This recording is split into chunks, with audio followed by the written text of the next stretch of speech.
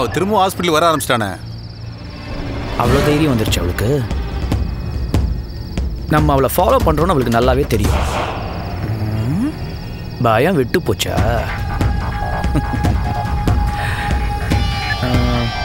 இந்த ஃபோட்டோ எங்கடா எடுத்த? இது கஸ்தூரி ஹாஸ்பிட்டல் ரிசப்ஷன் எடுத்ததுண்ணே.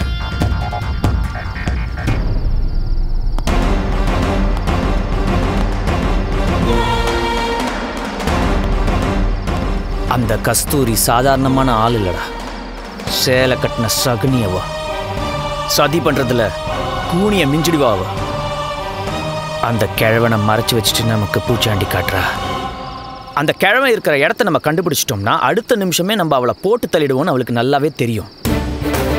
அதனால்தான் அந்த பெருசை மறைச்சு வச்சுட்டு இப்ப நம்ம கிட்ட நாடகம் ஆடி தைரியமா நிக்கிறா. இப்ப என்ன பண்றது?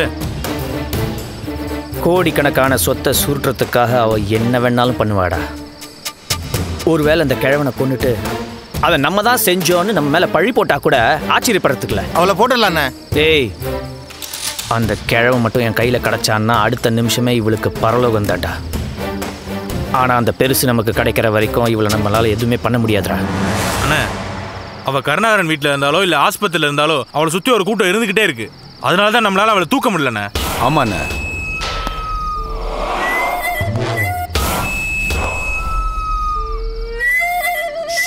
மலை மேலேயே அவ கதையை முடிச்சிருக்கணும்.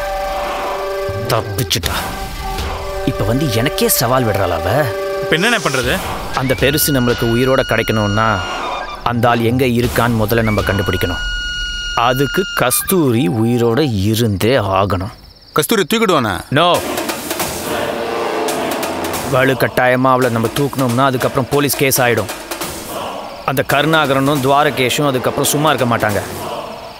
இந்த இன்ஸ்பெக்டர் மயில்வாகனம் வேற சாதாரண ஆள் இல்லை. ஒன்றும் இல்லாத்துக்கே நோண்டி நொங்கெடுக்கிறவன். அவன்கிட்ட நம்ம மாட்டினோம், அப்புறம் நம்ம பிளான் எல்லாம் சொதப்பிடும். அண்ணா, கஸ்தூரியை தூக்கவும் வேண்டாம், போட்டு தள்ளவும் வேண்டாங்கிறீங்க. அப்புறம் என்னதான் பண்ணுறதுண்ணே? கல்யாணத்தன்னிக்கே அவள் செத்துருக்க வேண்டியவ பொழைச்சிட்டா. அந்த கிழவனை தூக்கிட்டு ஓடி வந்தப்பவே அவளை கொன்று இருக்கணும். தப்பிச்சிட்டா. இனிமேல் ஆட்டத்தை கலைச்சி தாண்டா ஆடணும். கத்தியை தீட்டுறதை விட புத்தியை தாண்டா தீட்டணும். நல்லவங்க மாதிரி வேஷம் போட்டு அந்த கஸ்தூரி இருக்கிற இடத்த நாம நெருங்கணும். அந்த வீட்டில் இருக்கிறவங்க எல்லாரையும் ஏமாத்திட்டு கஸ்தூரியை அங்கேருந்து தூக்கணும். கருணாகரன் துவாரகேஷோட சம்மதத்தோட தாண்டா கஸ்தூரியை தூக்கணும். முடியுமாண்ணே? முடியாதுன்னு நினைச்சா மூச்சு விடுறது கூட கஷ்டம் தாண்டா. முடியும்னு நினைச்சா மூச்சடக்கி முத்தையே எடுக்கலாம். மூச்சையும் விடணும், முத்தையும் எடுக்கணும். அதுக்கு என்கிட்ட ஒரு பிளான் இருக்கு.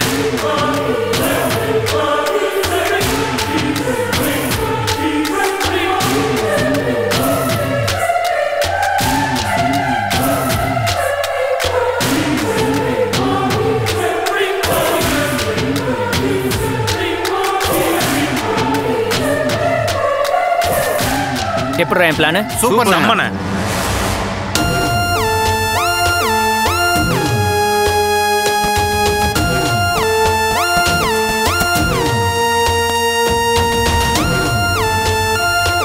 கஸ்தூரி, இந்த தடவை நீ என்கிட்ட இருந்து தப்பவே முடியாது.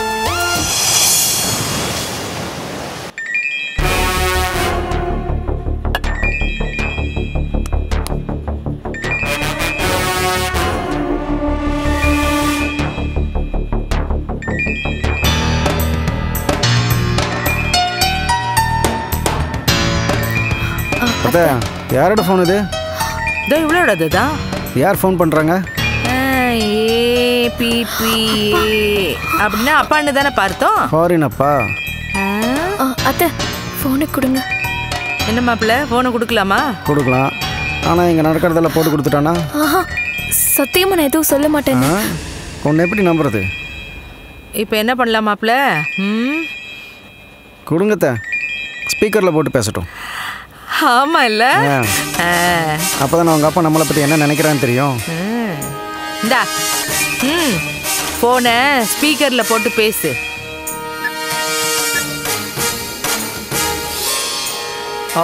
சுஷ்மா நான் பேசுறது உனக்கு கேக்குதா? Are you able to hear me? சொல்லுங்கப்பா. Sushma, what took you so long to pick up my call? Daddy, I was in the shower. Okay. Sushma, ஏன் குரல் ஒரு மாதிரியா இருக்கு? Nothing, Daddy. நான் எப்பவும் போல தான் இருக்கேன். Are you sure? Yes, Daddy.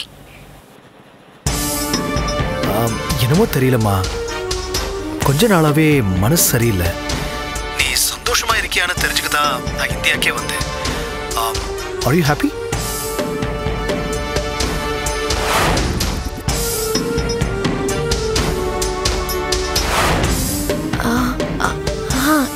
எஸ்பா, நான் ரொம்ப சந்தோஷமா இருக்கேன். எனக்கு இங்க ஒரு குறையும் இல்லை. Really? யாப்பா, நான் ஏன் போய் சொல்ல போறேன்? இல்லம்மா, லண்டன்ல வசதியா வாழ்ந்த பொண்ணு ஃபர்ஸ்ட் டைம் இந்தியா வந்ததுமே தரையில கால் வைக்கிறதுக்கே யோசிச்சேன். எங்க பார்த்தாலும் தூசா இருக்கு, ஒரே சத்தமா இருக்கு, டிராஃபிக் அதிகமா இருக்கு, பொல்யூஷனா இருக்கு, அப்படி இப்படின்னு ஏதோ சொல்லிக்கிட்டே இருப்பேன். எப்ப லண்டன் போலான்னு கேட்டுட்டே இருப்பேன். சுஷ்மா, நீ இங்க செட்டில் ஆவேன்னு நான் கொஞ்சம் கூட எதிர்பார்க்கவே இல்லை. அதுவும் நீ லண்டன்ல வாழ்ந்த வாழ்க்கைக்கு கொஞ்சம் கூட சம்பந்தமே இல்லாம ஒரு சாதாரண வாழ்க்கை வாழ்ந்துட்டு இருக்க. இந்த வாழ்க்கை எனக்கு பிடிச்சிருக்குப்பா. Good, very good. சுஷ்மா, உன் சந்தோஷம் தாமா ஏன் சந்தோஷம். உனக்கு என்ன குறை இருந்தாலும் சொல்லு. எனக்கு எந்த குறையும் இல்லப்பா. என் மாமியாரு என்னை ரொம்ப நல்லா பாத்துக்கிறாங்க. இல்ல சுஷ்மா, உன் வாய்ஸ்ல பழைய சந்தோஷம் இல்லாத மாதிரி இருக்கே. Something is missing. சொல்லுடி. சுஷ்மா, அதெல்லாம் ஒண்ணும் இல்லப்பா. நான் சந்தோஷமா தான் இருக்கேன். Are you sure? ஆமாப்பா. Promise? ப்ராமிஸ்ப்பா. நான் சொல்ல மறந்துட்டேன். நம்ம அண்ணா நகர்ல நம்ம பங்களா இருக்குல்ல, அதை நீயும் மயிலும் யூஸ் பண்ணிக்கலாம்ல.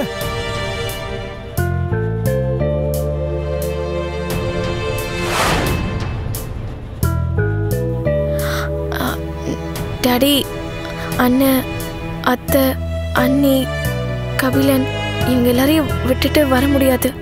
இல்லம்மா, புதுசா கல்யாணம் ஆனவங்களுக்கு ஒரு கூட்டு குடும்பத்தில் இருக்கிறது அவ்வளோ கம்ஃபர்டபுளா இருக்காதேம்மா.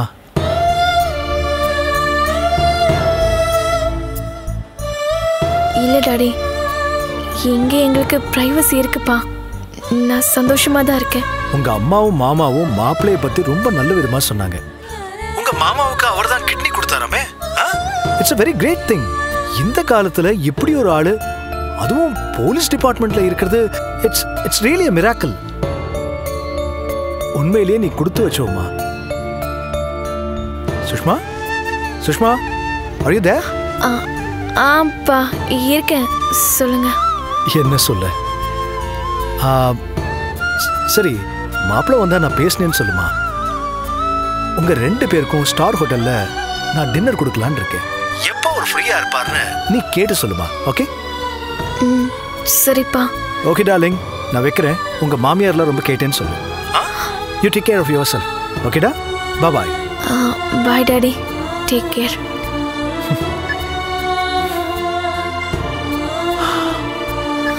அத்தா, கேட்டிங்களா? அண்ணா நகரில் பெரிய பங்களா இருக்காமா. பெரிய புளியங்கும் போதை பிடிச்சிருக்கீங்க. இது பாரு, உன் அப்பா வந்திருக்கான்னு ரொம்ப ஆடாத என்ன. இது பாரு, இங்கே நடக்கிறது ஏதாவது வெளியில் போச்சு, அடுத்த நிமிஷமே நான் இந்த வீட்டை விட்டு வெளியில் போயிடுவேன். நான் போயிட்டா மயில் தாங்க மாட்டான், துடிச்சு போயிடுவான். நான் யார்கிட்டயும் சொல்ல மாட்டேன். அது ஏய், உள்ளப்பா போடி.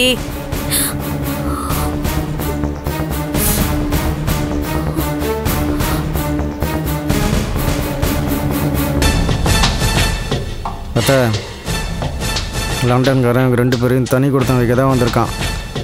மைலே அவனையும் மீட் பண்ண விட்றாதீங்க. மீட் பண்ண விட்டீங்க ஆசை வரத்தை கேட்டு அவனை தனியாக பிடிச்சிட்டு போயிடுவான். அப்புறம் உங்களுக்கு தான் ஆபத்து. நீங்கள் கவலைப்படாதீங்க மாப்பிள்ள, அதெல்லாம் நான் நடக்கிறதுக்கு விட்டுருவேனா?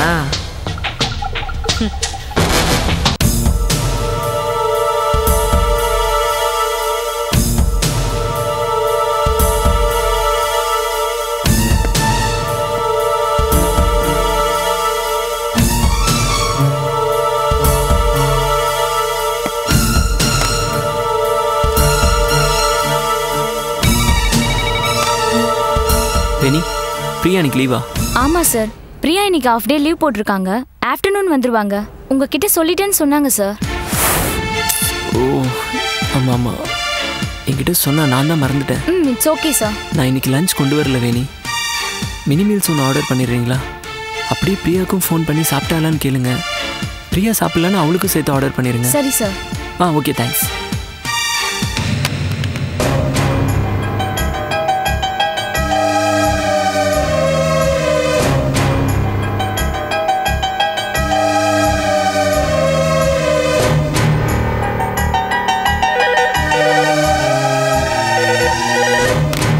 ஹலோ சார், உங்களை பார்க்க உங்க அம்மா வந்திருக்காங்க. சரி வர சொல்லுங்க.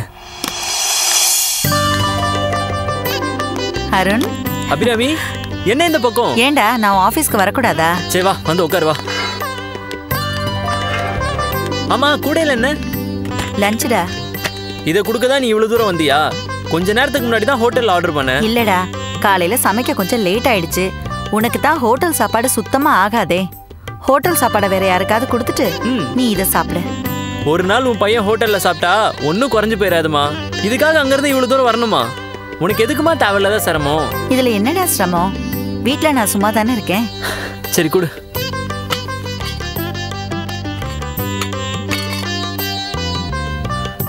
மா நீ கிளம்பு. அந்த ஆள் திடீர்னு ஆஃபீஸ் பக்கம் வரான். நல்ல வேலைடா, ஞாபகப்படுத்தின. சரி நான் கிளம்புறேன், நீ மறக்காம சாப்பிட்ற. சரி.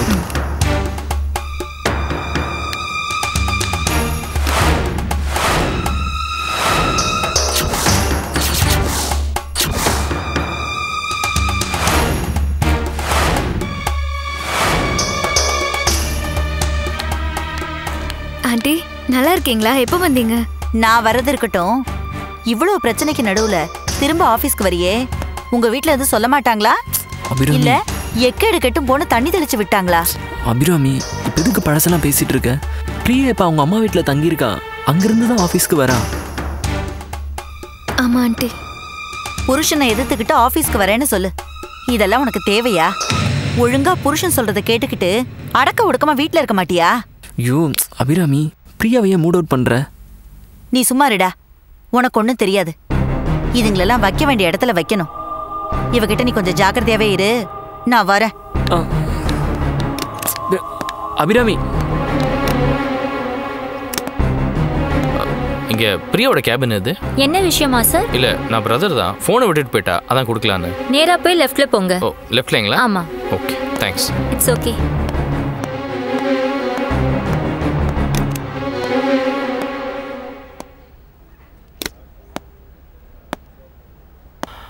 Excuse me. சொல்லுங்க சார். நான் பிரியாவோட பிரதர். இப்போதான் அவளை ட்ராப் பண்ணேன், ஃபோனை விட்டுட்டு போயிட்டா, அதை அவளை கொடுக்கணும். இப்படி ரைட் ஹேண்ட் சைடு போயிட்டு லெஃப்ட் திரும்பினீங்கன்னா அந்த கேபின்ல இருப்பாங்க.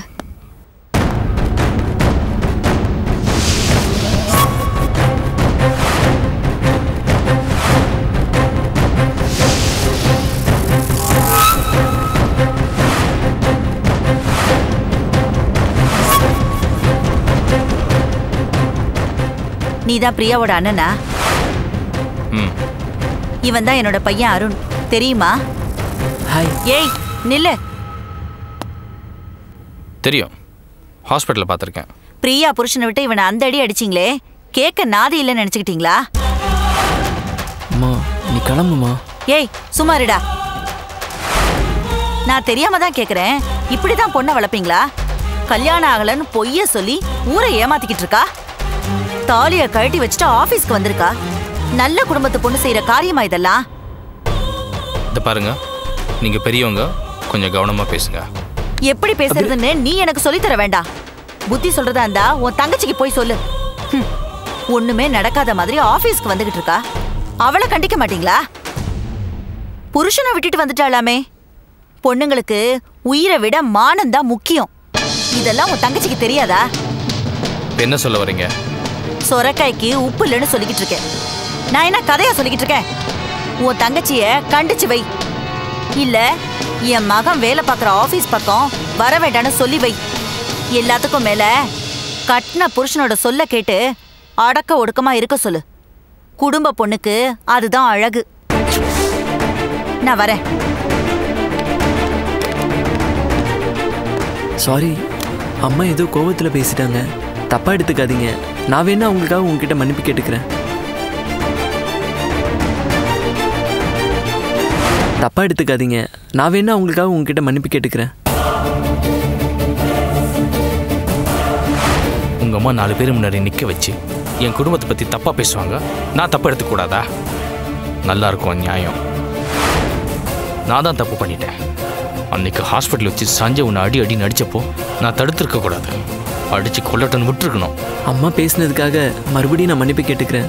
Sorry, please. என் தங்கச்சி மட்டும் சரியா இருந்திருந்தா ரோட்டில் போகிறவங்க அப்படி பேசியிருப்பாங்களா? உங்கள் அம்மா வந்து முகத்துக்கு நேரம் பேசிட்டு போகிறாங்க. எத்தனையோ பேர் என் முதுகு பின்னாடி பேசிட்டு தான் இருக்காங்க. உங்கள் அம்மா பெரிய எதுக்கு ஆஃபீஸ்க்கு வரேன்னு என்ன பார்த்து கேட்குறாங்களே. உங்களுக்கு விருப்பம் இல்லைன்னு இப்போ ஆஃபீஸ் விட்டு அனுப்ப வேண்டியதானே? இல்லை, அது வந்து மாட்டீங்க அப்படி தானே? அப்போது நீங்களும் பிரியாவும் கலந்து பேசி தான் இதெல்லாம் பண்ணிகிட்டு இருக்கீங்க. இது உன் அம்மா கிட்ட சொல்கிற தைரியம் உங்ககிட்ட இல்லை. தான் மேலே தப்பு இல்லைன்றதுக்காக புருஷனை பகைச்சிக்கிட்டு கூட பிறந்த எங்களையும் எதிர்த்துக்கிட்டு அவள் ஆஃபீஸுக்கு வந்துட்டு இருக்கா. ஆனால் நீ பிரியா கிட்டே நல்ல பேர் வாங்கிக்கிட்டு உங்கள் அம்மா கிட்டே நல்ல பேர் வாங்கிக்கிட்டு நல்லா நடிச்சுக்கிட்டு இருக்க. இன்னும் போய் ஃப்ரெண்டு நம்பிட்டு இருக்கா பாரு என் தங்கச்சி. அவ்வளோ சொல்லணும். 4 பேருக்கு இருக்கிற இடம் எல்லாத்துக்கும் மேலே என் தங்கச்சி வேலை பார்க்குற ஆஃபீஸ். அதான் உங்கள் அம்மா பேசும்போது அமைதியாக கேட்டுட்டு இருந்தேன். அவங்களுக்கு எங்கே எப்படி பதிலடி கொடுக்கணும்னு எனக்கு தெரியும். இது பெரியாட்ட கொடுத்துருங்க. Okay sir.